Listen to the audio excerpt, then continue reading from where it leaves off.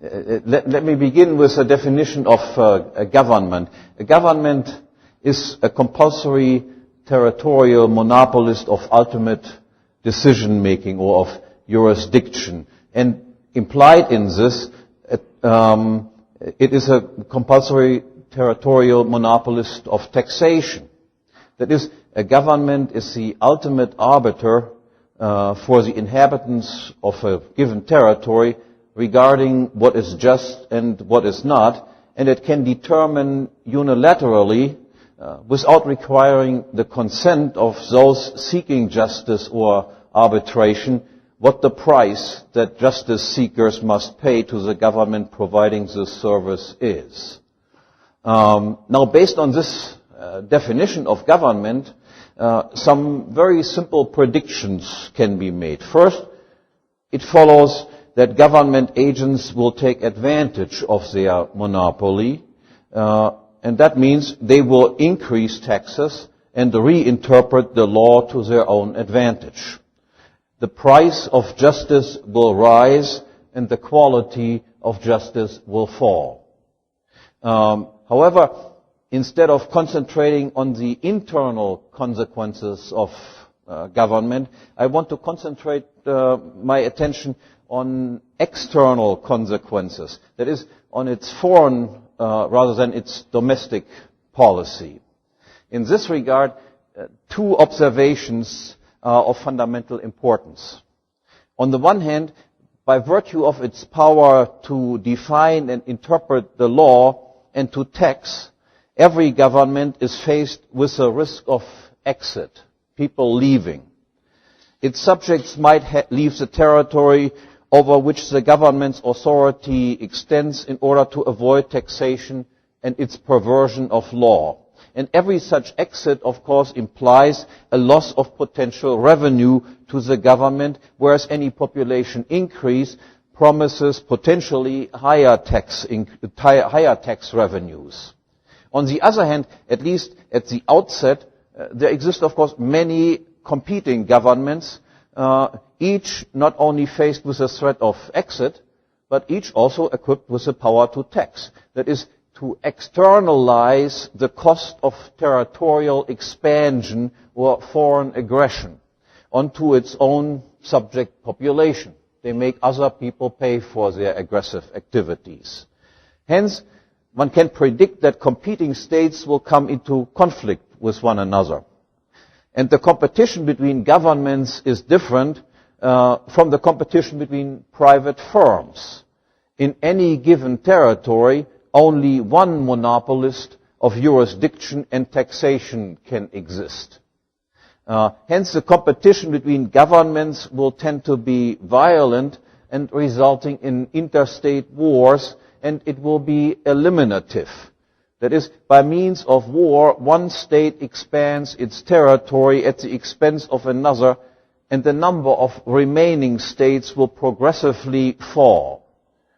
That is to say, there is a tendency toward political centralization set in motion, which comes to a halt only once a single world government has been established and the threat of exit is thus completely removed. Now, we can be even more specific regarding the tendency toward political concentration in questioning which states will tend to be victorious in interstate warfare. Victory and defeat, of course, depend on many factors, but in the long run, the decisive factor is the relative amount of economic resources at a government's disposal in taxing and regulating. And in taxing and regulating, governments do, of course, not positively contribute to the creation of economic wealth. Instead, governments always parasitically draw on existing wealth. However, governments can influence the amount of existing wealth negatively. Other things being equal, the lower the tax and regulation burden imposed by government on its domestic economy, the larger its population will tend to be and tend to grow on account of internal reasons as well as on account of immigration taking place.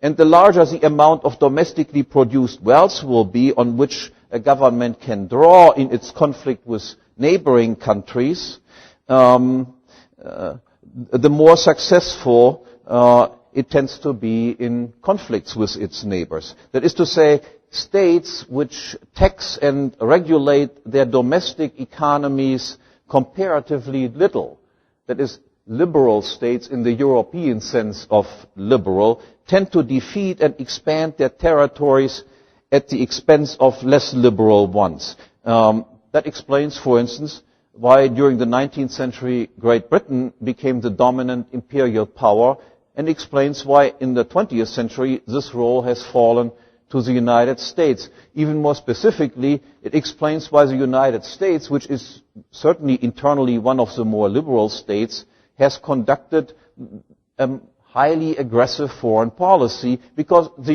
US knew that it could militarily beat any other state, hence it could be more aggressive. Now let me turn to the next question, that is the relationship of government and money. In this circle, it is hardly necessary to explain in great detail that money is the natural outgrowth of a market economy. Due to the existence of uncertainty in a barter economy, fundamental obstacles to trade exist. Double coincidence of wants are not always present. Double coincidence of wants being, I have what you want and you have what I want. And because of this, direct trade becomes sometimes impossible or extremely difficult. And as a way out of this predicament, man begins to look for especially marketable goods and trades whatever he has to sell for more marketable goods in order to be able to then turn around and acquire with these more marketable goods those things that he really wants.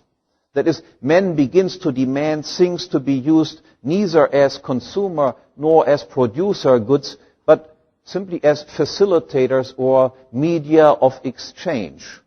And other people then copy this practice, and sooner or later most people in society use the same good for the same purpose, and money, that is a commonly used medium of exchange, emerges. And as trade becomes worldwide, there exists a tendency toward the use of a single worldwide medium of exchange. Historically, this is of course the international gold standard. Money then comes into existence as a commodity money. In fact, money is the most easily saleable commodity. It is produced by the market like any other good. There is competition in gold mining and in gold minting. And in addition to genuine money, there exist also money substitutes. That is, titles or notes to money. This then is a situation with which governments originally find themselves confronted.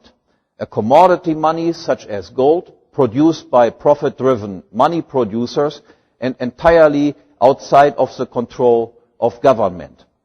Now recall the definition of government as a monopolist of jurisdiction and taxation, and assume no more than self-interest for government agents. That is, that they, as everyone else, prefer more over less. What will be a government's position vis-à-vis a market-provided money?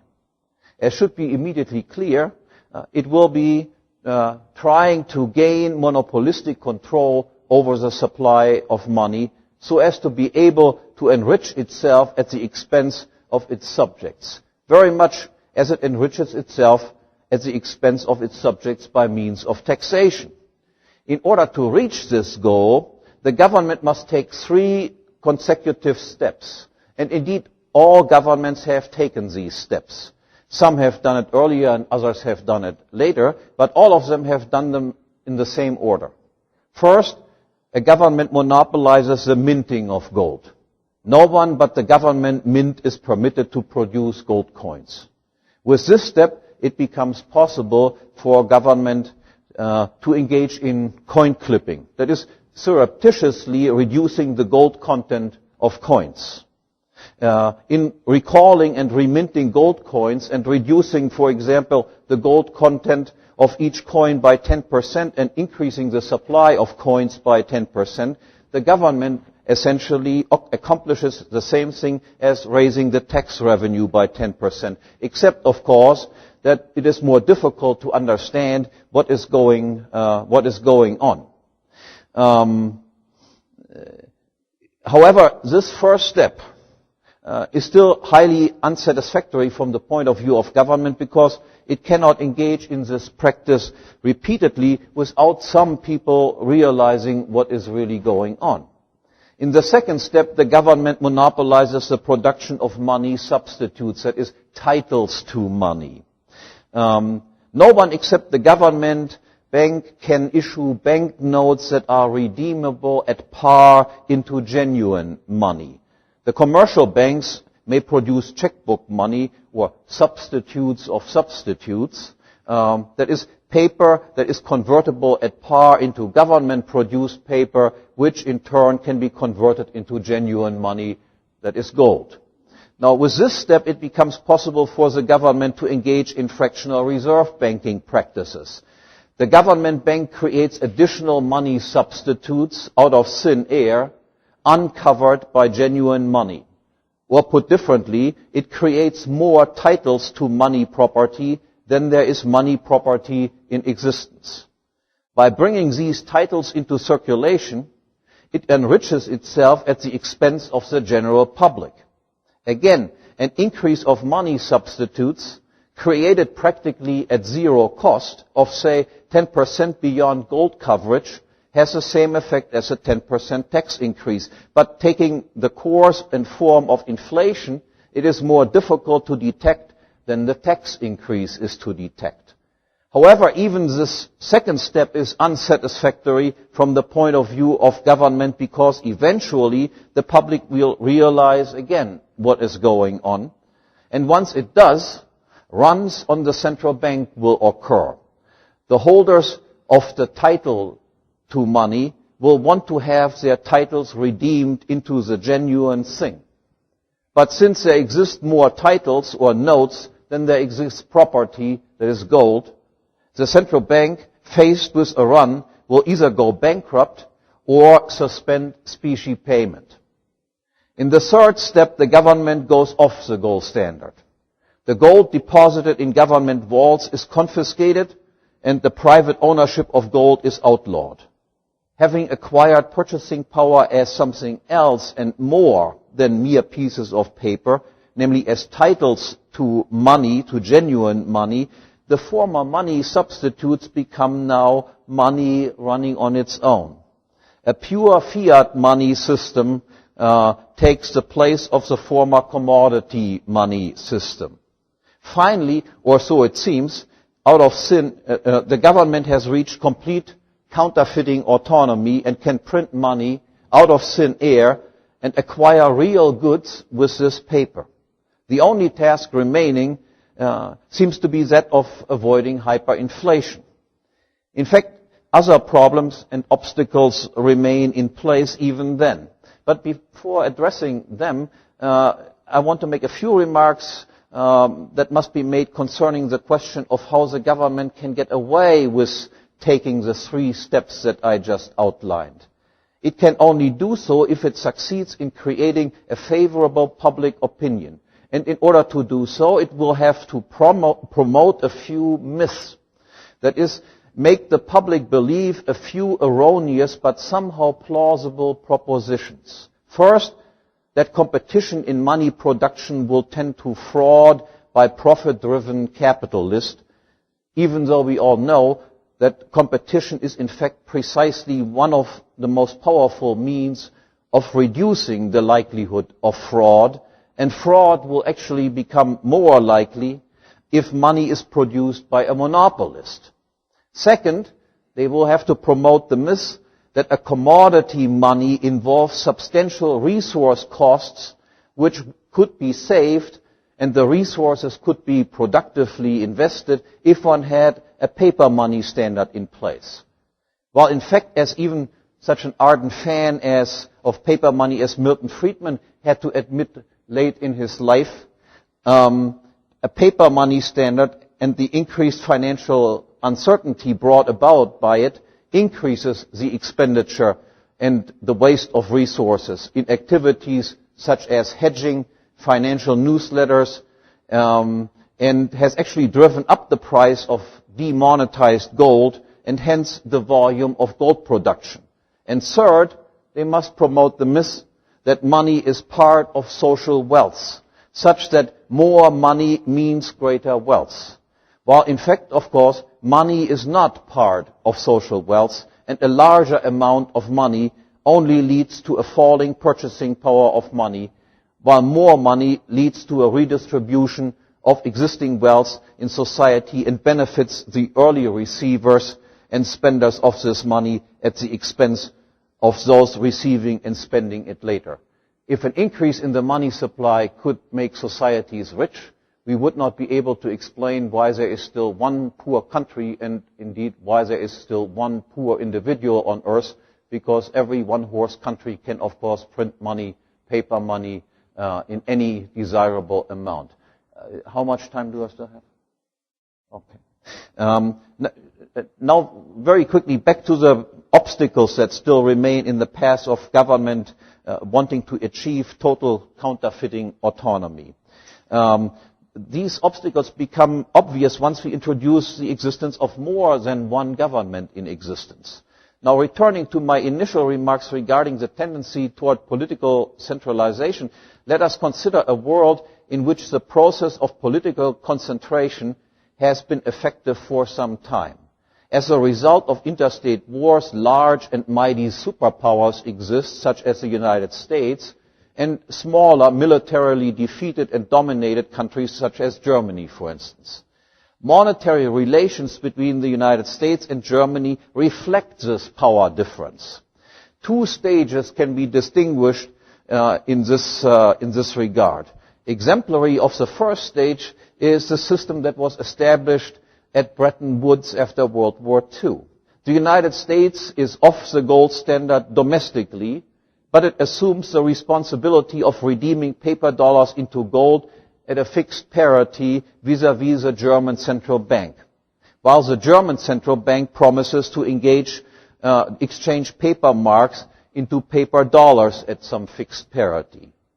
It would seem now that Germany is still on the gold standard, for marks can be redeemed into dollars and dollars into gold. De facto, however, matters are completely different.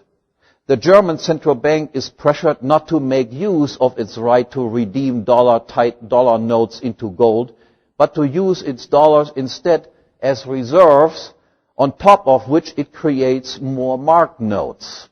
I try to explain this, what is now in existence, in the starkest possible terms and slightly simplified version. In order to make clear what I have in mind, what I understand by monetary imperialism. Let's say the United States central bank creates $50,000 out of thin air and uses this money to buy Deutschmarks or so, and assuming a rate of 1 to 3, so they get 150,000 Deutschmarks from the German central bank, and then turn around and buy, let's say, a Mercedes for this price. And what does the German central bank do with its $50,000?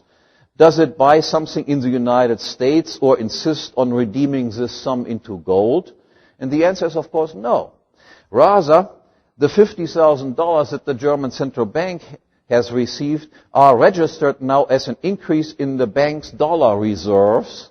And given this increase, the German bank then creates an additional 150,000 D-Mark on top of it, out of thin air, and then it turns around and buys itself a new Mercedes also. So obviously, the United States now has a trade deficit with Germany. Imports exceed exports. However, this is, as Jacques Rueff, a French economist, once termed it, this is a deficit without tears, because no payments, that is, no exports need to be made for the imported Mercedes for Americans, and the dollar does not fall in value against the mark. Instead, a system of twofold exploitation is imposed on the German public. First, it gets ripped off by the United States Central Bank, and then, facilitated by this first rip-off, it gets ripped off once more by its own central bank. And this, of course, we can call monetary imperialism. But the first stage of monetary imperialism is still imperfect from the point of view of the dominant country, namely the US, because there may exist still other countries not yet fully controlled by the United States. Let's say France, under someone like Charles de Gaulle, who fancied himself to be the president of a mighty military power in its own right. So the French central bank might be audacious enough to approach the United States with a request for redemption into gold. But of course the United States does not have the gold or has insufficient amounts of it. The bluff has been called and the United States is faced with a bank run. What should be done? The answer depends, of course, on the relative strengths of the parties involved. In fact, as we all know, given the superpower status of the United States and the insignificant status of France, de Gaulle's aspirations at that time notwithstanding, the United States simply suspended specie payment. France essentially did nothing but had to accept the whole thing as a fait accompli. And the world entered stage 2 of a US-managed monetary imperialism. In the second stage, it's like the first one, except that gold plays no longer any role. All countries are now on pure fiat money standards. The United States initiates the process of inflation, and by using dollars as reserve currency, the US inflation is exported to US-dominated countries, while goods flow into the United States in the same way as I described it before. Yet a run on US gold reserves is of course no longer possible because nobody is on the gold standard anymore. Even if this system is unsatisfactory, however, is still unsatisfactory. In a world of many countries, and even if the United States is a superpower with troops stationed in well over 100 countries around the globe, this system of coordinated inflation is still bound to crack again and again.